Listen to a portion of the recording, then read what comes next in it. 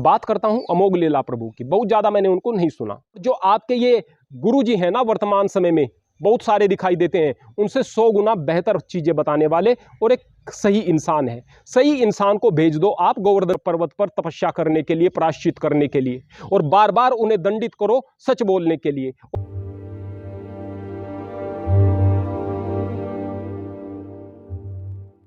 मैं आप सब हिंदुओं से यदि एक सवाल पूछूं कि मछलियों को जो आप आटे की गोलियां खिलाते हैं, ये पुण्य का काम है या पाप है, या अच्छा काम है या बुरा काम है?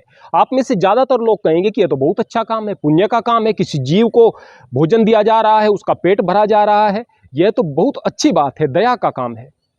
फिर अगर आपसे पूछा जाए कि मछलियों को मारकर खाना सही है या गलत, तो आप में से ज्यादातर कहेंगे कि वास्तव में गलत है, किसी भी जीव की हत्या नहीं होनी चाहिए। कई बार तो जो मांस खाने वाले हिंदू भी हैं वो भी कहेंगे कि नहीं, जीव पर दया होनी चाहिए। फिर यदि यह बात कह दी जाए कि आपके फला फला महापुरुष मछली खाते थे, तो वहां पर आपको सांप सूंघ जाएगा। फिर आप तर्क देने लगेंगे कि मछली खाने में कोई दिक्कत की बात नहीं है।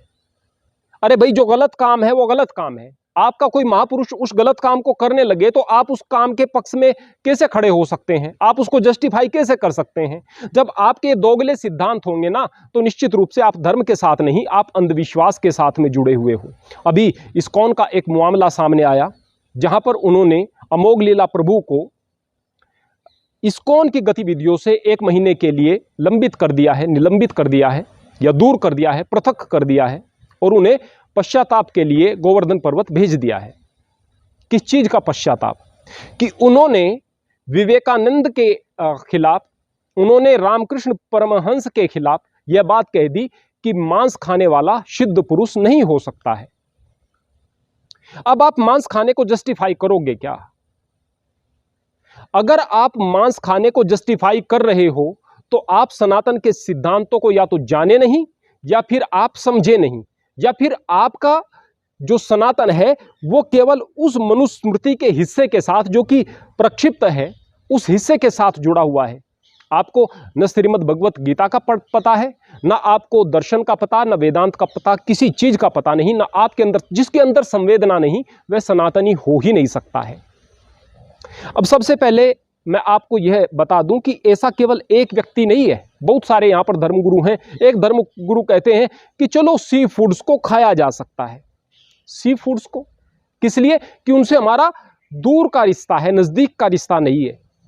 अरे भाई, उनमें संवेदनाओं की कमी है क्या? उनमें मस्तिष्क और विचार की कमी है क्या? मनुष्य के बाद सबसे होशियार अगर कोई प्राणी माना जाता है वह डॉल्फिन है, फिर उसके बाद व्हेल है, वह समुद्री प्राणी ही है।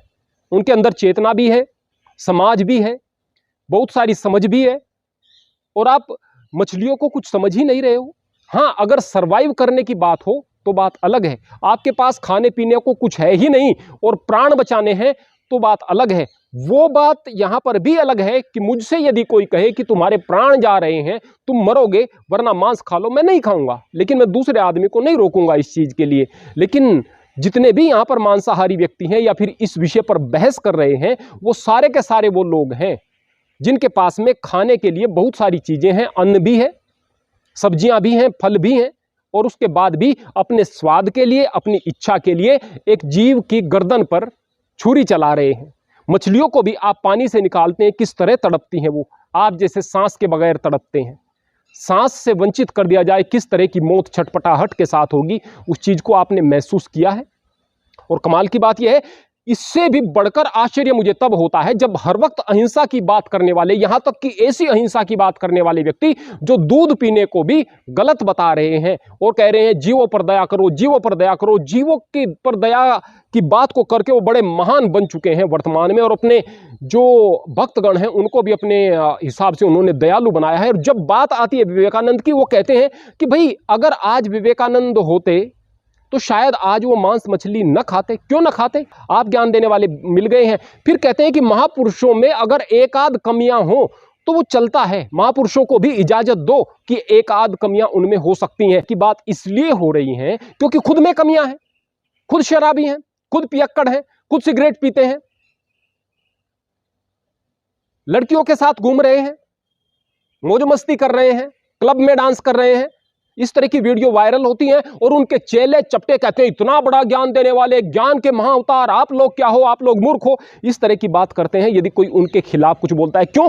प्रत्येक व्यक्ति अपने उस अंधे गुरु से जुड़ा हुआ है, अपना ज्ञान नहीं, अपने विवेक नहीं। आपको कोई शब्द जाल में फंसाने वाला चाहिए, आपको ज्ञान से कोई मतलब है ही नहीं। अरे जब कोई महापुरुष होता है, जब कोई प्रवचन दे रहा होता है, उसके चरित्र में कोई चूक नहीं होनी चाहिए। हम धड़ाके के साथ कहते हैं यदि हमारी एक फोटो आप सिगरेट के साथ में दिखा दोगे, कोई एक फोटो आप किसी शराब खाने में दिखा दोगे, या इस तरह की चीजें आप दिखा दोगे जिसमें कि व्यसनों के साथ में बंधे हुए हो, चौराहे पर खड़े करके फांसी देना। सामान्य आदमी गलती कर सकता है, महापुरुष गलती क्यों करेगा? पहले उसने व्यसनों से दूर होना है। गलतियां इंसान से होती हैं, लेकिन कोई शब्द मुंह से गलत निकल जाए चलता है, कोई काम में गलती हो जाए चलता है, पर यदि आप व्यसनों में पड़े हुए हैं तो कहां से दूसरों को व्यसनों से निकाल सकते हो भाई? इसलिए ये जब आपके इस तरह के मुद्दों पर बयान देते हैं, वहां पर अपने पापों पर भी उनके सहारे पर्दा डालने की कोशिश करते हैं। अरे कोई करता था तो तुम भी करोगे क्या? हम धड़ाके के साथ कहते हैं जिसको जो करना है वो कर लीजिएगा। हम धड़ाके के साथ कहते हैं कि जो मांस खाता है उसके अंदर संवेदना नहीं है, और वो भी उस स्थिति में जबकि उनके पास में खाने के लिए दूसरी चीजें हैं।